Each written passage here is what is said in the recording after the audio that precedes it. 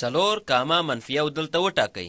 همداشان دغه د ګراف په مخ معلوم کړئ. نو څلور هغه لومړی عدد ده چې دلته منظم شوی.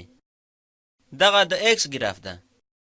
دغه زمونږ لپاره دلته ښیي چې په څه اندازه افقي یا هم ایکس کرښه حرکت کوي. دغه مثبت څلور ده. نو تر څلور ښي خواته ځو. وروسته دویم ګراف عمودي یا هم د وای برخه کې څه کار ترسره کوو؟ دغه منفي یو ده. ځکه دغه منفي ده نو اوس موږ ښکته خواته ځو. دغه منفي یو ده او یو ځل ښکته ځو. په هغه برخه کې څلور کاما منفي یو ده. هغه مې له پخوا څخه ټاکلی ده. اوس اړ یم چې ویې ټاکم. زمونږ هدف په دې ځای کې ده. دغه لومړۍ برخه ده. دغه هم دویمه برخه ده او دا یې هم دریمه برخه. دغه یې هم څلورمه برخه ده. زمونږ هدف په څلورمه برخه کې شتون لري. زما په ان تاسو باید په رومي عدد پوه شئ.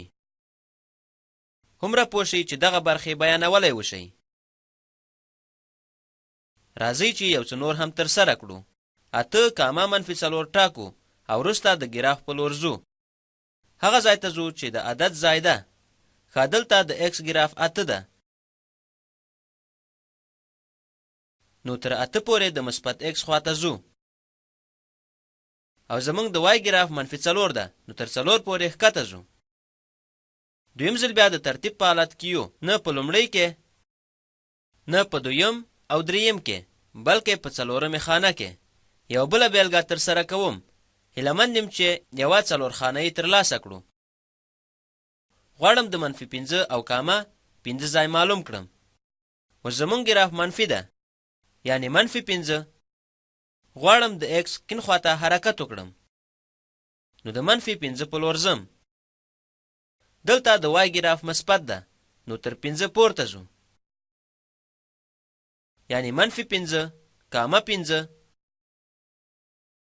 دغه په لومړۍ برخه کې نه، بلکې په دویمه برخه کې لیدل کیږي. دغه هم دریم او څلورم ده. نو دغه په څلورمه برخه کې شتون لري. خپل ځواب ګورو. دلته مونږ دغه په سمه توګه ترسره کړی.